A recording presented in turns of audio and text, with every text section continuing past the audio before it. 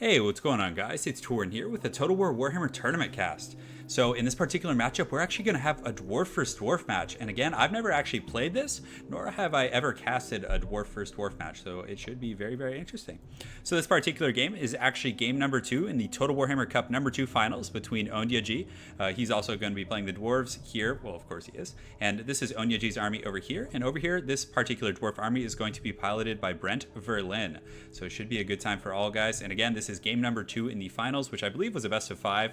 I actually only have game 1, 2, and 5, so I'll be casting all 3 of those, but if I end up getting the other replays, 3 and 4, I will most certainly cast those as well. So hopefully you guys enjoy this particular battle, and let's get right into the army compositions. And I certainly suspect there is going to be a lot of armor piercing going on. So again, this is just for reference, because again, it could get a little bit confusing as the armies, the coloring kind of themes of both armies are pretty similar, but this is indeed Ondjage's army over here, and Brent Verlin's army is over here with the cannons and the rangers.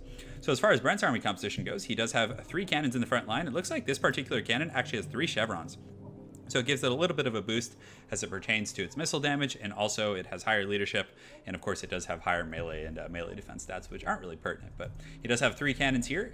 This one actually is up to a gold chevron, and these ones it looks like they're at 3 silver chevrons right here, and then this one has no chevrons.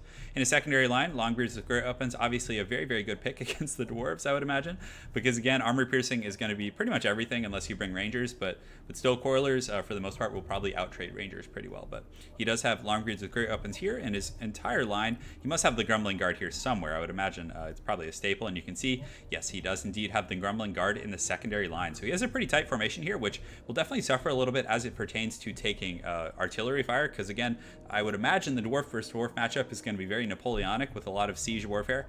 You can see there's 3 cannons here, and I noticed a Gobblobber and some other fun business over there. So he actually does have 3 Rangers. The one issue with Rangers in this particular matchup is they have very low armor, so pretty much all Dwarvish infantry and missiles will trade pretty well with them. Granted, they do have stock, so it's going to be hard to essentially catch them, and they can definitely get in some optimal positions before revealing themselves. On top of that, he does have a Rune Lord without the Anvil. He does have a Runesmith here as well, who just has the Rune of Wrath and Ruin, it looks like. And let's go ahead and see what that other rune he has is. It's kind of hard to get that sometimes. So he does have a Master Rune of Stromny Redbeard, which gives leadership and melee attack, and then the Rune of Wrath and Ruin. On top of that, he does have a group of Thunders in the back. I like the single Thunder pick. I think it's pretty solid, simply because, having multiple groups of Thunders is very micro-intensive as it pertains to getting them on terrain and getting them in optimal positions, but having a single group definitely brings a lot of utility, and if there was some weird gyrocopter funny business, these Thunders would definitely put them down quite hard. And in the back, he actually does have Ekron's Miners, which is pretty cool. These units, they do have Frenzy, which gives 12% weapon damage, melee attack, charge bonus, and immunity psychology, which isn't really pertinent against the Dwarves, but still, they do have armor piercing, and they do have a nice little ranged attack as well. And if you wanted to, they did have Vanguard deployment. I wouldn't recommend it probably, but again, there's some cool Dwarf strategies with Rangers and Vanguard and all kind of funny business. So you can actually deploy these guys with Rangers and have like a little bit of a contingency off on the side, which could be interesting. He does have some Miners with blasting charges over here and some over here as well. And that's pretty much it for Brent's army. So let's get right into Ondjage's army over here. He does have a group of Thunders in the front line. He actually has 2 groups of Thunders, so he's definitely going to need to find some optimal positioning. But on this map, it's not terrible. You can see there's some nice natural lips here, and there's also some hillsides over here that you could probably deploy on, so it'll be interesting to see how he does that. But he does have a Grudge Thrower as opposed to cannons, and he does have the Gobblobber as well. So the cannons should be able to outtrade the Grudge Throwers in terms of just siege versus siege. So we'll see how that actually plays out. But again, the Gobblobber is not a bad choice. It has a bit of a leadership hit and has pretty good stats, as it is a regiment of renown. On top of that, he does have mostly Longbeards with great weapons. And their armies are pretty similar as far as their primary infantry corps go. But he actually does have Ulthar's Raiders here, and I actually really like this pick. These guys are armor piercing, and they do have the Marked by Ulthar, which is really nice. It reduces armor, makes them vulnerable to missiles. So if he's able to use this in conjunction with like a Thunder firing line, he could absolutely destroy some pertinent targets. So, if he's able to, isolate his Lord or, any other really high value unit, he can really take them down if he micros that well. On top of that, he does have a Runesmith. It looks like he does have the full suite here. Let's go ahead and see. It kind of disappeared in the tree line there, but he does have the full suite just about. He also does have a Rune Lord here who does have the Master Rune of Wrath and Ruin. It looks like he doesn't have all of them. It's kind of hard to see right now when he's marching among the troops, but perhaps we'll come back to that later. So, and he also does have the Peak Gate Guard who just emerged from the forest here. So he definitely has some very elite troops in the Peak Gate Guard. A little bit less troop density. If we take a look, it actually just shows me I wish in the replays it would like show the player name and say they're like troop count or something. That would be pretty useful. But anyways, I think this particular dwarf army is a little bit smaller with 713 against Brent's 815. So we will see how it pans out. I'm definitely eager to cast this. I've never casted nor played dwarf. I mean, I played a dwarf versus dwarf match, I think, like maybe in the first or second week of the game coming out. But a lot of people on ladder, you know, again with the ability to switch, will avoid mirror matches at all costs, as I would. But clearly, you know, one of these players or both of them is definitely confident in their abilities as the dwarves, and we'll see who prevails. So the cannon fire is already coming in. Again, I think the range is pretty similar, 440, and the cannons over here, they did get buffed to 440 as well. So they should be able to trade relatively evenly as it pertains to range. The cannons are coming in, but haven't made great contact yet. I think they might have like kind of nicked this particular group. You can see they took about 2 or 3% of their HP damage, but that's very dangerous. If those cannons are able to like make square contact with these grudge throwers, they could easily destroy a grudge thrower model and definitely give Brent's army over here a huge advantage. Unfortunately, also these trees are a little bit in the way, but these particular goblobbers and grudge throwers, I believe they get a bit of a better arc, so they should be able to shoot over these trees, and hopefully some of the cannon fire will be obstructed. And you can see it does get the arc. You can see the goblin flying through there, and let's actually get a nice close-up of that. Yeah, that's actually, it's hard to get that sometimes. There we go. Sorry about that. So yeah, the goblin is flying in there. It's doing its thing, and it looks like it is going to be shooting at these cannon crews, and it makes a really good, accurate hit on that that cannon. You know, I'd actually be interested to see if there was some sort of a metric of like accuracy, like if that was actually a stat for like these type of units. You know, because I feel like the dwarf cannons, for example, are much more accurate than the Empire Great cannons, just from my completely anecdotal experience. But that'd be very interesting. You can see Ondjage over here using the Rune Lord to use the Rune Negation, or not the Rune Lord, but his Runesmith to use the Rune Negation, reducing the damage by 22% as he trades. But the cannons have indeed switched on to high value units. They're now shooting at the Grumbling Guard here, so you can see Ondjage pulls these back immediately, and also is keeping his Peak Gate Guard very, very well hidden. So it looks like he's just going to try and trade his Grudge Throwers with these cannons and hopefully drain as much ammo as he can. You can see this one cannon is just getting destroyed by these Grudge Throwers, and you would think the cannon would be like a lot more accurate, but apparently, you know, it's out trading these cannons, and these Grudge Throwers have barely taken any damage. And I think it's partially because of the arc they're getting, and also perhaps this little high ground lip is mitigating some of the damage, but honestly it looks like, yeah, you can see one of those cannons actually just hit that hill right there. So again, you know, they're trading very, very well, so definitely a good situation, and I'm surprised. This cannon is going to be offline probably for most of the battle if it keeps destroying the crews, and it's being so accurate. Perhaps it's the Regiment of Renown that's making the difference, and it does break. So very, very interesting stuff. The other two cannons right here are firing, but it looks like some of them, this particular cannon, I think is actually hitting the tree line. You can see it's kind of scooting up right now, trying to get a better position. I think since it was firing from that little kind of alcove right there, it wasn't getting a good angle. So you can see they're scooting forward, and it looks like Brent Verlin's army is now advancing and getting ready to party. So let's definitely see how this goes. I'm going to fast forward a little bit because there's a bit of attrition here. And again, in these dwarf games, a lot of it is vying for position rather than kind of just marching down each other's throat as you would with like vampires or, you know, beastmen or something like that. So these grudge throwers continuing to trade using the Runesmith as well as the Rune Lord to perpetually have that rune up. So again, it did have the Master Rune for a while, and then he cycles it with the regular Runesmith, giving it a lot of damage mitigation. And this grudge thrower, despite, you know, taking a ton of damage, is still confident. And these cannons are, you know, not in the best shape. And the grudge throwers right now are now firing into the main group. They're hitting some of these thunders here. They're hitting some of these miners. You can see Ekron's miners taking some substantial damage from that. So these two grudge throwers are definitely MVPs so far, and these cannons are definitely not returning the favor. They are shooting here. They've made some okay contact with some dwarf warriors and some thunders, but still, you know, I'm definitely learning a bit of a lesson here as well, because I typically like to favor cannons, but, you know, it seems that they're doing pretty well right now. So he does position his Ulthar's Raiders up here, and I believe they have stock. Let's go ahead and check right now. And I don't know if they do have stock. So right now they're not visible. It looks like they are indeed hidden. So if he does advance some of his Longbeards here, the miners or the Ulthar's Raiders should be able to get some decent volleys on some of these advancing troops, and then should be able to pull back and support as needed. He is also advancing some Thunders here who are going to get a little bit of a firing line. They do have a great high ground right here if you guys look at that. But the problem is there's this kind of annoying tree line right here. So again, Brent's army over here does have a bit, not an advantage per se, but it does have some shroud kind of as they march forward to mitigate some of the damage that these Thunders would otherwise do. You can see the Rune Lord and the Runesmith, and yeah, it's pretty hard to tell whose army is who because the colors are just so similar. I mean, there's some minor differences, but as far as just the troops go, it's pretty tricky. The Master Rune of Wrath and Rune goes off in some of those Longbeards, and you can see the regular Rune of Wrath and Rune going off, so very, very optimal trading. They do take some ranger fire, but again, rangers have very, very bad armor piercing damage, so they're not going to really do a lot. But some of these thunders are able to shoot in. You can see a lot of it is missing. It's just like landing behind them and not trading that well. Whereas these thunders on the high ground are actually getting in there and getting some nice fire on these troops here, doing a little bit of damage to some of these missile units. It looks like they were shooting at some of the rangers or something. So this high ground right here is definitely probably one of the best situations you could have as far as, you know, a thunder army goes.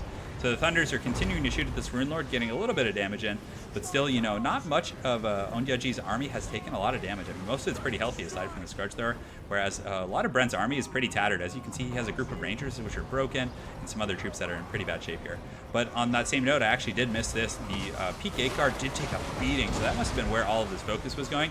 And they're taking blasting charges here, and they're also getting engaged on by Longbeards, and they're just getting put down. They're down to 32 models yet, so very, very well played by Brent Verlin over here, doing a ton of damage to these very expensive Peak Gate Guard, and trading pretty efficiently, actually, with just some much lower tier Longbeards with great weapons. As far as the rest of the battle, some Longbeards have engaged with Longbeards here. It's yeah, it's so, and the Grumbling Guard are also in here, but it's so strange casting a mirror match. I'm so used to kind of differing factions and whatnot, but, you know, again, like, if you just mix these troops in, it would be very, very hard to tell who was who. But the Peak Gate Guard are trading, not Peak Gate Guard, but the Grumbling Guard are trading pretty well here with these Longbeards with a great weapon, and also the Master Rune of Wrath and Rune did quite a bit of damage earlier. And you can see another Rune of Wrath and Rune from Brent's army going off in the Grumbling Guard here, so definitely very, very well played targeting those.